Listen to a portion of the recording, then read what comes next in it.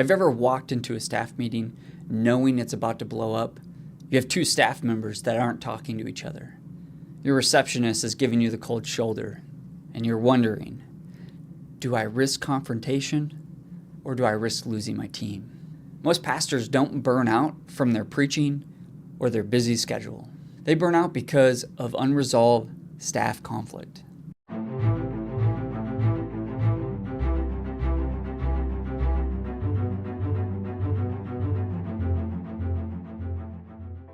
Today, I'm going to give you 5 truths for helping resolving staff conflict without losing your team. And I'm going to show you how the Enneagram helps uncover what's really going on beneath the surface. Truth number 1, conflict is normal, not a failure. One thing you have to realize that you're going to have conflict. And when we see in Scripture, even Jesus and his disciples had conflict over some silly things. You had them arguing who was going to be the greatest and who was going to sit as his right side or left side. And remember, this conflict does not equal your leadership failures, because healthy teams don't just avoid conflict, they will actually face it. So what happens when we face conflict? It's going to build trust with your team, but it's also going to provide where people can grow the most. Truth number 2, understand people's motivations, not just their behaviors. Because too many times on a staff, if you looked at it, what are they actually arguing about? What's being put on the schedule? What's being put in the bulletin? Some people are getting overworked, some people not doing enough work. And right there, you can easily go, well, that's the problem, or that's the conflict. But underneath there is a deeper motivations. You have people's weaknesses, blind spots, you have people with insecurity issues, or people that have different values. And this is why I love the Enneagram tool, because it doesn't just go after people's behaviors, but it goes after internal motivations. It's not what you do, but why you do something. And this is where the Enneagram can help guide people's hearts, and so you're not just managing tasks. If you ever wish you could see what's really driving your team, I put together a free guide for pastors called Discover Your God's Given Motivations. Don't wait until conflict forces you to guess at what's going on underneath the surface. Download it today so you can lead with clarity and confidence, and the link is in the description. Truth number 3, you must own your own conflict style. And there's different leaders with different styles, where people naturally do something when conflict hits. You've seen it where people, when they feel conflict, they will avoid, and hopefully it just naturally fixes itself. And then you got the person who's the reactor. When conflict hits, I'm going to run over and I'm going to solve it immediately. And you have the person who over-spiritualizes something, and then someone who overbrings logic to conflicts. And so that is what you want to know, is what do I naturally bring to the table? Because even Jesus' own disciples, we'll look at Peter, he was someone that was always quick, action-oriented. He didn't wait. And a lot of times he was not thinking in the moment.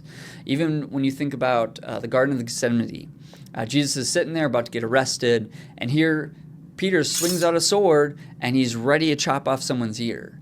No thought process, no nothing, not worried about consequences, just reactive. And that is where it is most beneficial for the leader and the team to understand your style. The Enneagram can help you identify people's tendencies and which one you're more likely to sway to. Even though you cannot fully change it, those tendencies that you drift towards, however, you can still grow in them and not be held captive to them. Because when you bring in self-awareness, it's going to be a foundation for grace to happen, but also going to give you guys the strength to have those tough conversations. Because we've seen pastors do this, and they avoid frustration with staff members, but it doesn't really actually solve it. Because weeks later, the issue gets bigger and bigger and bigger, and eventually explodes, and everyone's like, where did this come from? And everyone kind of feels a little blindsided. And by knowing your conflict style, what can actually happen is now you can address these issues earlier in the moment instead of hoping to just naturally fix them. And so a question for you is, have you ever noticed how your team reacts when you handle conflict in the moment? And does that bring more trust, or does it bring less trust in those moments? There are many leadership frameworks out there that only will tell you what you do, but the Enneagram goes a little bit different, and it can explain why you do something, and so that you can actually start to do something more healthier. The goal is to give you more insight so you can actually grow with your people and not just manage people. Truth number 4, healthy conversations build trust with your team. When you handle conflict well, you will always create trust. And think of it like an open wound. If you don't attend it immediately, it eventually gets infected, maybe gangrene, and eventually you have to chop it off to save the body. And that's kind of the same thing as when we address conflict. We actually are preventing future injuries in the body of Christ. And so the goal is for leaders not to get defensive or overreactive, but the goal is to get people in an environment where they all can trust each other and have healthy conversations. Because when people feel heard and understood, this is where your team is going to start to gel together. Example I have in the Enneagram, I've seen this in meetings where we're changing something or we're doing something, and in the meeting, there's always that one that has a lot of questions. If you don't know anything about type 6, you probably can get annoyed with this person because they have all the questions, and they can come off as, you don't feel like they're on your team. They can come off as like the devil's advocate a little bit. But that's because of kind of how they look at the world. What motivates them to ask questions is because they try to predict future worst case scenarios and they try to solve them. In that moment of them asking questions, when you allow them to ask them and you have that conversation, bringing answers to them, what that's going to do is going to allow trust. And because they're going to go home not with anxiousness, but feeling heard. Whereas in the moment, probably you're sitting there going, man, this person has way too many questions. You can quickly dismiss them, and that person's not going to feel heard, and you're going to lose trust in that moment. This is kind of understanding what the Enneagram can do for your staff. Truth number 5, outside guidance will accelerate your team's health. You have to think about sometimes your leadership needs help or your staff needs help. Bringing in a guide or a coach can help your team meet together and gel a lot faster than on your own. And we even saw this in Scripture. We saw this with Moses. He was trying to do everything on his own and he was burning out. And then his father-in-law Jethro is like, hey, you got to redo this, rethink this, because you're just not going to make it. And once he started implementing that, now he was able to manage. And we see this in sports. The best teams have the best coaches, the best athletes. When you think about Michael Jordan, he also had an all-time great coach in Phil Jackson. And this is the part where I help with Christian Enneagram coaching. I step along staff and church leaders, helping pastors take a step back, see the big picture, and help rebuild a healthy team. There are other leadership principles out there, but too many of them will not get to what's the hidden motivation behind somebody. And that's where the Enneagram is always a little bit different.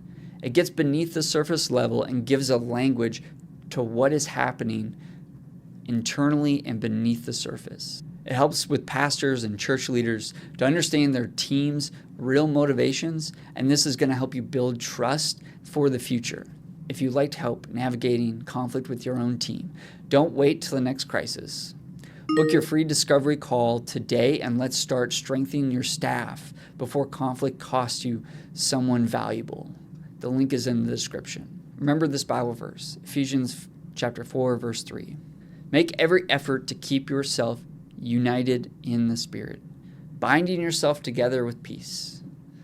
And so ask yourself this question: what would your church look like if your staff modeled this kind of unity week by week? And before you leave, don't just make this a theory. Download your free guide today. Discover your God-given motivations. It will help you understand what's really driving your team so you can stop reacting in the dark and leading with confidence. Download it today. Don't wait until your next staff meeting. And if you want personal help applying this to your staff. Don't wait until conflict pushes everyone out the door. Book a discovery call with me using the link below. And if you know a pastor who's struggling with conflict, share this video with them. And until the next video, I'll see you then.